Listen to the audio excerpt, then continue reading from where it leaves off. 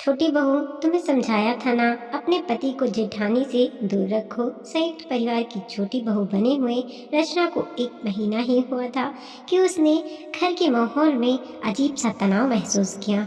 कुछ दिन तो विवाह की रस्मों व हनीमून पर हंसी खुशी बीत गए, पर अब नियमित दिनचर्या शुरू हो चुकी थी।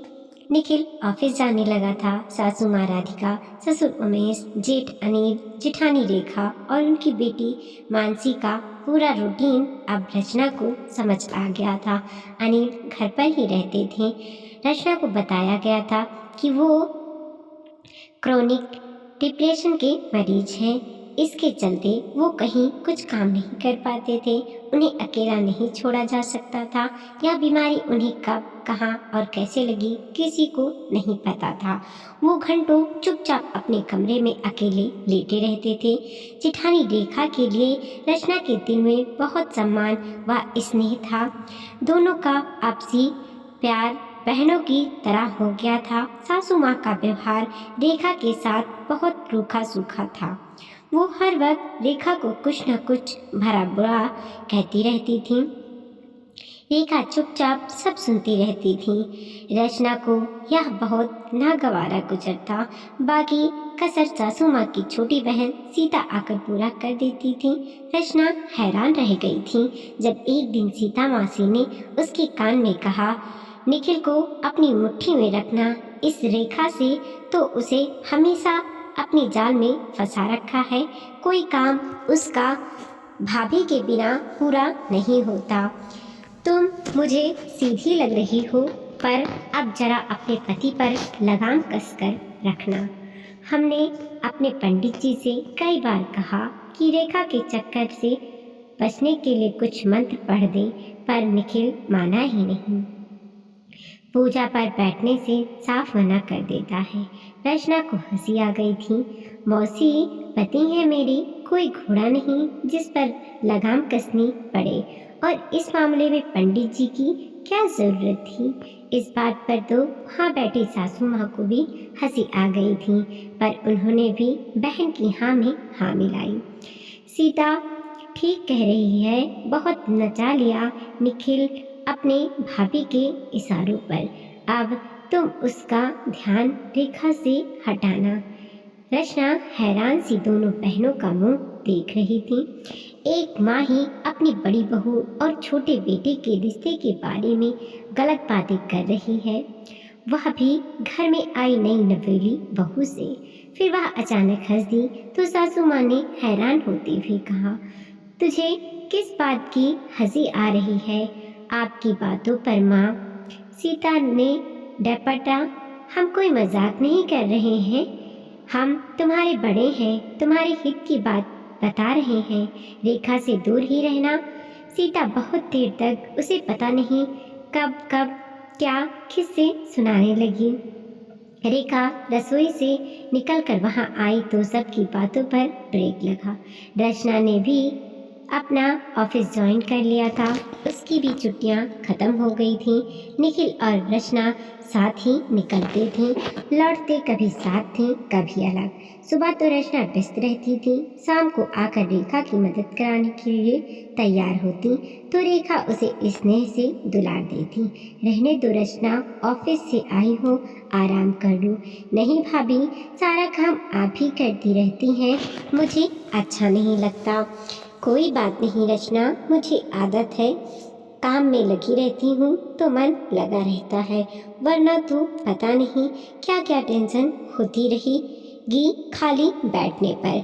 रचना उनका दर्द समझती थी। पति की बीमारी के कारण उनका जीवन कितना एकांकी था। मानसी की भी चाची से बहुत बनती थी। रचना उसकी पढ़ाई में भी उसकी मदद कर देती थी। 6 महीने बीत गए। एक शनिवार को सुबह सुबह रेखा की भाभी का फोन आया। रेखा के मामा की तबीयत खराब थी। रेखा सुनते ही परेशान हो गई। इन्हें मामा ने रेखा को पाल पोस कर बड़ा किया था। रेखा ने कहा, भाभी आप परेशान मत हो, जाकर देख आइए, पर मानसी की परीक्षाएं हैं सोमवार से, मैं देख लूँगी सब। आप आराम से जाइए। सासू माँ ने उखड़े स्वर में कहा, आज चली जाओ, बस कल शाम तक वापस आ जाना। रेखा ने जी कहकर सिर हिला दिया। उसका मामा मामी के सिवा कोई और था ही नहीं। मामा मामी भी निसंतान थे। रचना ने कहा, नहीं भाभी, मैं निखिल को जगाती हूँ, उनके साथ कार में आराम से जाइए। यहाँ मेरठ से सहारनपुर तक बस के सफ़र में समय बहुत ज़्यादा लग जाएगा, जबकि इनके साथ जाने में आप लोगों को भी सहारा रहेगा। सासू माँ का मुंह खुला रह गया, कुछ बोल ही नहीं पाई। पैर पटकती हुई इधर से उधर घूमती रहीं। क्या ज़माना आ गया है, सब अपनी मर्जी करने लगे हैं। वहीं बैठे ससुर ने कहा, रचना ठीक तो कह रही है, जाने दो उसे निखिल के साथ। राधिका को और गुस्सा आ गया। आप चुप ही रहें तो अच्छा होगा। पहले ही आपने दोनों बहुओं को सिर पर चढ़ा रखा है। निखिल पूरी बात जानने के बाद तुरंत तैयार होकर आ गया था। चलिए भाभी, मैं ऑफिस से छुट्टी ले लूँगा। जब तक मामा जी ठीक नहीं होते हम वहीं रहेंगे। रचना ने दोनों का नाश्ता करवाया और फिर प्रेम पूर्वक विदा किया। अनिल बैठे तो वहीं थे, पर उन्होंने कोई प्रतिक्रिया नहीं दी थी। दोनों चले गए तो वो भी अपने बेडरूम में चले गए। शनिवार था, रचना की छुट्टी थी। वह मेड अंजू के साथ मिलकर घर के काम निपटाने लगी। शाम तक सीता मौसी फिर आ गई थीं। उनके पति की मृत्यु हो चुकी थी और अपने बेटे बहू से उनकी बिल्कुल नहीं बनती थी, इसलिए घर में उनका आना जाना लगा ही रहता था। उनका घर में 2 गली से ही दूर था। दोनों बहनें एक जैसी थीं, एक जैसा व्यवहार, एक जैसी सोच। सीता ने आराम से बैठते हुए रचना से कहा, तुम्हें समझाया था ना, अपने पति को जेठानी से दूर रखो। रचना मुस्कुराई, हाँ मौसी, आपने समझाया तो था। फिर निखिल को उसके साथ क्यों भेज दिया? वहाँ अस्पताल में मामी जी और भाभी को कोई भी ज़रूरत पड़ सकती है ना। सीता ने माथे पर हाथ मारते हुए कहा, दीदी, छोटी बहू को तो जरा भी अकल नहीं है। राधिका ने ठंडी सांसें लेते हुए कहा, क्या करूं अब? कुछ भी समझा लो, जरा भी असर नहीं है इस पर, बस मुस्कुरा कर चल देती है। रचना घर का काम खत्म कर सुस्ताने के लिए लेटी तो सीता मौसी वहीं आ गई। रचना उठकर बैठ गई और बोली, आओ मौसी। आराम से बैठते हुए सीता ने पूछा, तुम कब सुना रही हो खुशखबरी? पता नहीं मौसी। क्या मतलब पता नहीं? मतलब अभी सोचा नहीं, देर मत करो, औलाद पैदा हो जाएगी तो निखिल उसमें व्यस्त रहेगा। कुछ तो भाभी का भूत उतरेगा सिर से। और आज तुम्हें एक राज की बात बताऊं? हाँ बताइए। मैंने सुना है मानसी निखिल की ही संतान है। अनिल के हाल तो पता ही है सबको। रचना भौचक्की सी सीता का मुंह देखती रह गई। क्या कह रही हो मौसी? हाँ बहू, सब रिश्तेदार पड़ोसी यही कहते हैं। रचना पल भर कुछ सोचती रही, फिर सहजता से बोली, छोड़िए मौसी, कोई और बात करते हैं। अच्छा, चाय पीने का मूड है? बन गया है, चाय बना कर लाती हूँ। सीता हैरानी से रचना को जाते देखती रही। इतने में राधिका भी वहाँ आ गई। सीता को हैरान देख बोली, क्या हुआ? अरे यह तुम्हारी छोटी बहू कैसी है? इसे कुछ भी कह लो, अपनी धुन में ही रहती है। राधिका ने ठंडी सांस लेते हुए कहा, हाँ धोखा खाएगी, किसी दिन अपनी आंखों से देख लेगी तो आंखें खोलेगी। हाँ, बड़े अनुभवी लोगों की कौन सुनता है आजकल। रचना ने टीवी देख रहे ससुर जी को एक कप चाय दी। फिर जाकर रेखा के बेडरूम में देखा, अनिल गहरी नींद में था। फिर राधिका और सीता के साथ चाय पीनी शुरू की ही थी कि रचना का मोबाइल बज उठा। निखिल का फोन था। बात करने के बाद रचना ने कहा, माँ, भाभी के मामा जी को 3 से 4 दिन अस्पताल में ही रहना पड़ेगा। ये छुट्टी ले लेंगे, भाभी को साथ लेकर ही आएंगे। मैंने भी यही कहा कि वहाँ आप दोनों देख लो, यहाँ तो हम सब हैं ही। राधिका ने डपटा, तुम्हें समझ क्यों नहीं आ रहा है? जो रेखा चाहती है निखिल वही करता है। तुमसे कहा था ना, निखिल को उससे दूर रखो। आप चिंता ना करें माँ, मैं देख लूँगी। अच्छा, मानसी आने वाली है, मैं उसके लिए कुछ नाश्ता बना लेती हूँ और मैं भाभी के आने तक छुट्टी ले लूँगी, जिससे घर में किसी को परेशानी ना हो। दोनों को हैरान छोड़कर रचना काम में व्यस्त हो गई। सीता ने कहा, इसकी निश्चिंतता का आखिर राज क्या है दीदी? क्यों इस पर किसी बात का असर नहीं होता? कुछ समझ नहीं आ रहा है सीता। निखिल और रेखा लौट आए थे। रेखा और रचना स्नेहपूर्वक लिपट गईं। उमेश वहाँ की हाल चाल पूछते रहे। अनिल ने सब चुपचाप सुना, कहा, कुछ नहीं। उसका अधिकतर समय दवाइयों के असर में सोते हुए ही बीतता था। उन्हें अजीब से डिप्रेशन के दौरे पड़ते थे, जिसमें वो कभी चीखते चिल्लाते थे तो कभी घर से बाहर भागने की कोशिश करते थे। सासू माँ को रेखा फूटी आँख नहीं सुहाती थी, जबकि वो खुद ही उसे बहू बनाकर लाई थी। बेटे की अस्वस्थता का सारा आक्रोश रेखा पर ही निकाल देती थी। घर का सारा खर्चा निखिल और रचना ही उठाते थे। उमेश रिटायर्ड थे और अनिल तो कभी कोई काम कर ही नहीं पाए थे। उनकी पढ़ाई भी बहुत कम ही हुई थी। 3 साल बीत गए। रचना ने एक स्वस्थ व सुंदर पुत्र को जन्म दिया तो पूरे घर में उत्साह का माहौल बन गया। नन्हे यश को सब जी भरकर गोद में खिलाते। रेखा ने ही यश की पूरी जिम्मेदारी संभाल ली। रचना के ऑफिस जाने पर रेखा ही यश को संभालती थी।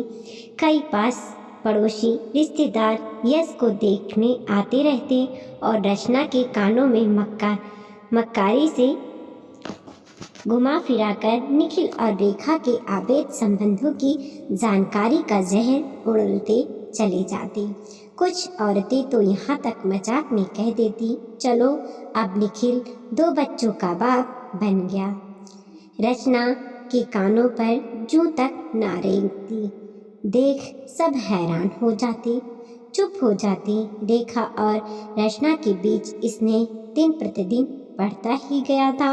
रचना जब भी बाहर घूमने डिनर पर जाती, रेखा और मानसी को भी जरूर ले जाती।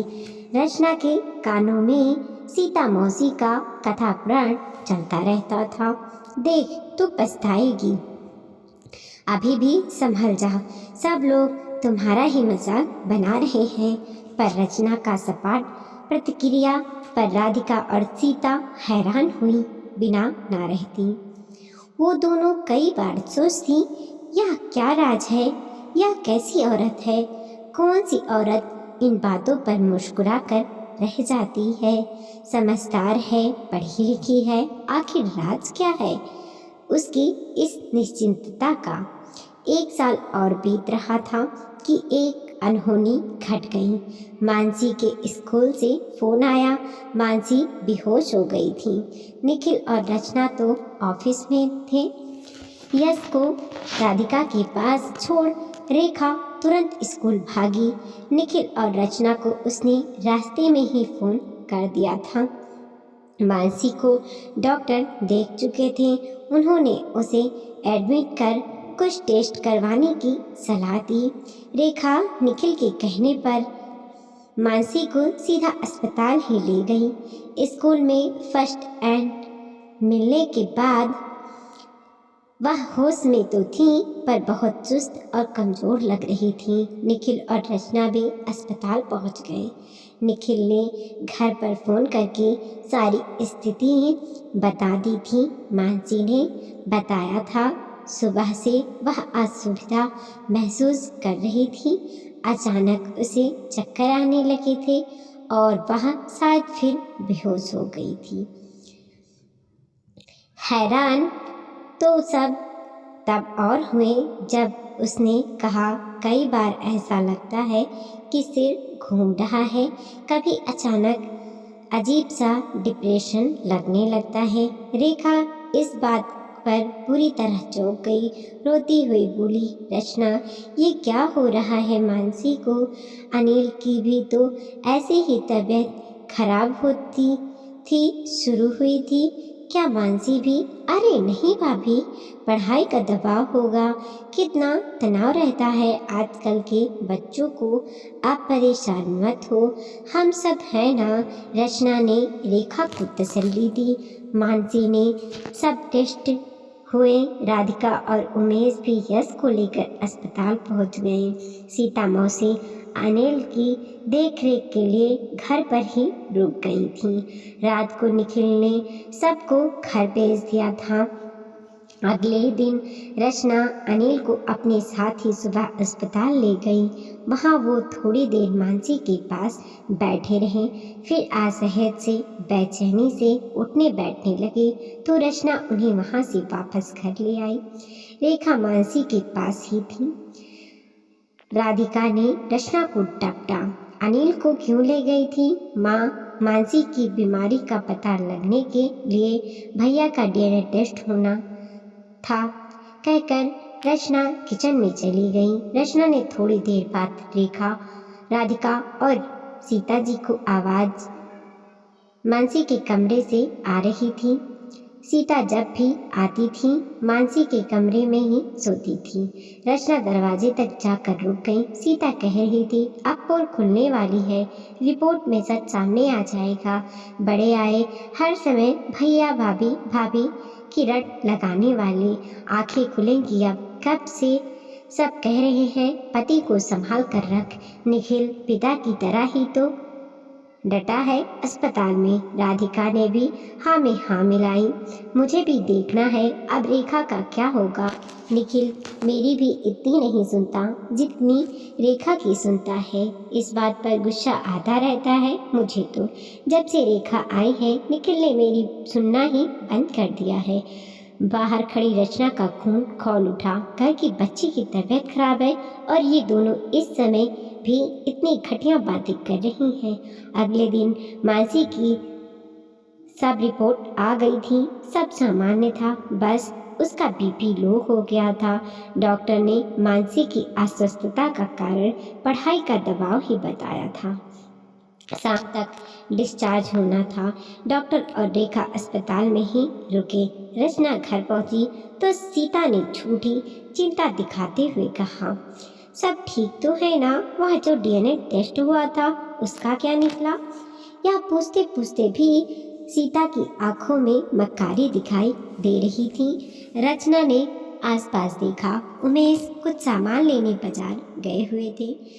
अनिल अपने रूम में थे। रचना ने बहुत ही गंभीर स्वर में बात शुरू की, माँ मौसी मैं थक गई हूँ आप दोनों की झूठी बातों से, तानों से। माँ आप कैसे निखिल और भाभी के बारे में गलत बातें कर सकती हैं? आप दोनों हैरान होती हैं ना कि मुझ पर आपकी किसी बात का असर क्यों नहीं होता? वह इसलिए कि विवाह की पहली रात को ही निखिल ने मुझे बता दिया था कि वो हर हालत में भाभी और मानसी की देखभाल करते हैं और हमेशा करेंगे। उन्होंने मुझे सब बताया था कि आपने जानबूझकर अपने मानसिक रूप से अस्वस्थ बेटे का विवाह एक अनाथ गरीब लड़की से करवाया, जिससे वह आजीवन आपके रौब में दबी रहे। निखिल ने आपको किसी लड़की का जीवन बर्बाद ना करने की सलाह भी दी थी, पर आप तो पंडितों की सलाहों के चक्कर में पड़ी थीं कि यह ग्रहों का प्रकोप है जो विवाह के बाद दूर हो जाएगा।